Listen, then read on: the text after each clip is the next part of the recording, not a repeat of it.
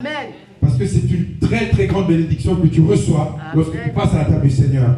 C'est une très grande bénédiction parce que lorsqu'il a institué ça, il a institué pour que nous puissions, à sa mémoire, le refaire, le faire encore et encore. Et pour cela, nous allons prendre un texte que tu connais mieux que moi. C'est Jean 17, verset 1 à 3. Jean 17, verset 1 à 3. Amen, amen. Amen.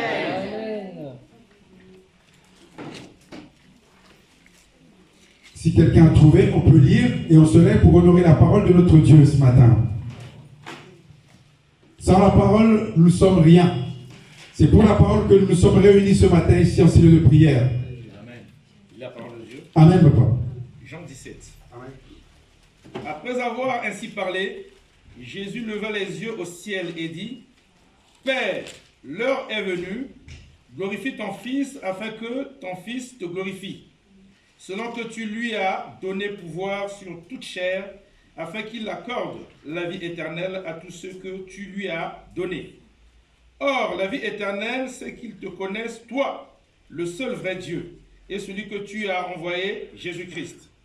Je t'ai glorifié sur la terre, j'ai achevé l'œuvre que tu m'as donnée à faire.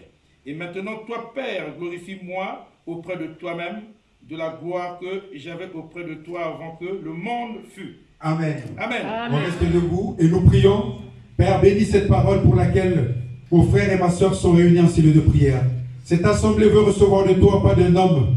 Père, fais en sorte que nous soyons à la hauteur de ce que tu nous as demandé de faire ce matin. Que cette parole trouve la place dans le cœur de quelqu'un. Que cette parole change la direction de quelqu'un. Que celle qui était tout simplement fatiguée trouve le chemin ce matin à travers la parole que tu nous as donnée. Que la puissance de ta parole se manifeste en cellule de prière. Dans le nom puissant, je te ainsi prier. Amen. Amen. Et le titre est tout simplement un homme intelligent.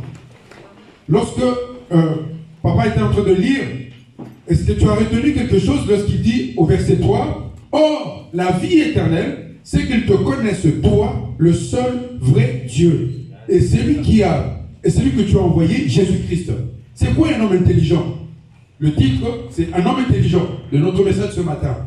Un homme intelligent dans le monde nous dit, c'est celui qui sait lire, écrire, qui a, comme on dit dans les psychologues disent, qui a l'aptitude à s'adapter. C'est ça, un homme intelligent. Un bébé de 3 mois qui sait déjà toucher, faire des choses, on dit c'est le bébé est intelligent. Mais Christ a, la Bible, ou Christ si tu veux, a une autre définition. Je sais que c'est un homme intelligent. Là on nous dit, la vie éternelle, c'est qu'ils te connaissent. Connaître. On va arriver à la définition d'un homme intelligent, selon la Bible. Connaître, il y a plusieurs façons. Je connais parce que j'ai eu l'information. C'est déjà tu connais. Je connais parce que on m'a dit. C'est aussi une manière de connaître. Mais je connais une troisième manière, c'est j'ai expérimenté, j'ai pratiqué Jésus. J'ai été abattu, en détresse. J'ai voulu gagner. J'ai pratiqué Jésus-Christ. Comme, si tu te souviens bien, papa fait souvent un témoignage ici, comment lui a mis Dieu à l'épreuve pour ses besoins personnels. Et Dieu a agi. C'est ça, les 3 façons de connaître Dieu. Là, tu es intelligent. Mais maintenant, on va voir dans Jérémie 9, 23-24, comment est-ce que notre Dieu définit à sa manière à lui, c'est que c'est un homme intelligent. Parce que c'est important de le savoir, parce que ce n'est pas la même chose que ce que toi et moi définissons comme étant un homme intelligent. C'est quoi un homme intelligent? Jérémie 9. On peut prendre à partir du verset 23 et 24. Je lis la parole. Il dit, ainsi parle l'Éternel, que le sage ne se glorifie pas de sa sagesse, que le fort ne se glorifie pas de sa force, que le riche ne se glorifie pas de sa richesse. On s'arrête là. Toutes ces choses-là, toutes les 3 catégories-là, nous les trouvons partout. Des hommes sages, on en rencontre partout. Il y a même des comités de sages dans presque tous les pays du monde. Des hommes riches, on en rencontre partout. Des hommes plus forts, capables d'écraser le plus faible, on en trouve partout aussi. Mais ces hommes-là, Dieu dit qu'ils ne sont pas à la hauteur de son intelligence à lui. Ils se glorifient pour rien. Au verset 24, il dit, mais que celui qui veut se glorifier, celui qui veut, comme on dit, frapper comme ça, faire le moi, comme on dit, il doit avoir quoi? L'intelligence de me connaître. C'est-à-dire quoi? Ceux qui cherchent à connaître Dieu, ceux qui cherchent à s'approcher de lui, ceux qui, malgré que c'est difficile, parce que c'est pas facile d'être chrétien. C'est vraiment pas facile. Tu es dans un monde où il y a des tentations à gauche, à droite. tu dois demeurer dans cette parole-là. Il dit, ceux qui cherchent à me connaître, voilà les hommes intelligents. Pourquoi ils sont intelligents? Parce que de savoir que je suis l'Éternel qui exerce la bonté, le droit, la justice sur la terre. C'est les trois choses pour lesquelles nous nous battons tous les jours. Nous cherchons la bonté des hommes. Quand elle n'est pas là, c'est des disputes, c'est des querelles. Nous cherchons le droit. Quand vous allez au tribunal, les dossiers s'amoncellent, année après année. Ça ne se réduit jamais. Et le troisième point, nous voulons tout simplement être sur la terre des hommes en qui la justice de Dieu apparaît, pas la justice des hommes. Et cet homme intelligent-là, c'est celui-là qui cherche constamment notre Dieu. Et puis il finit, car c'est à ceux-là que je prends plaisir, dit l'Éternel. On doit souvent se poser cette question-là.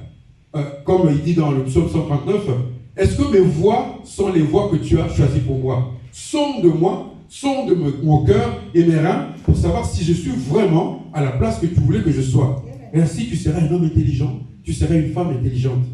L'intelligence selon Christ, selon la Bible, ce n'est pas lorsqu'on a plus d'argent, parce qu'aujourd'hui on entend ça. Il est béni, s'il a beaucoup d'argent, c'est qu'il est forcément intelligent. Ah, ça, c'est à vérifier encore. Et puis quand on entend quelqu'un qui a une sagesse qui est du monde, on dit, ah ça c'est vraiment un sage. Quand on voit quelqu'un qui a une force souvent c'est physique, ou tout simplement il a un réseau qui peut faire ce qu'il veut, cet homme-là on dit, il est béni même, il va se glorifier. Non. Tu veux être intelligent, cherche Dieu constamment dans toute ta vie. Voilà pourquoi ce matin, mon frère, ma soeur, nous sommes réunis en cellule de prière pour partager ce pain et ce vin. Ce pain qui représente le corps de notre Seigneur Jésus-Christ mort à la croix et ce vin qui représente son sang. Et pour ça, dans notre assemblée, comme papa l'a dit tout à l'heure, nous voulons que tu passes aussi à la table du Seigneur. Même une seule condition, sois baptisé par immersion dans l'eau, au nom de Jésus-Christ. Et que si tu es baptisé et que tu as une vie de sanctification qui est possible, ou mieux encore, si tu vis en paix avec ton frère et ta soeur, comme il est dit, tu seras un homme intelligent, capable de prendre la Sainte Seine avec nous. Amen, mon frère, ma soeur. Voilà ce que Dieu a voulu que tu partages avec moi ce matin, comme message pour passer à la table du Seigneur. Amen, amen. Amen. Nous allons demander à ceux qui sont prêts de se lever, et nous allons demander à notre sœur, Ketli, de s'approcher pour pouvoir partager le pain avec nous. Amen. Et la chorale, si vous pouvez aussi nous accompagner par un chant, s'il vous plaît. Amen. Amen.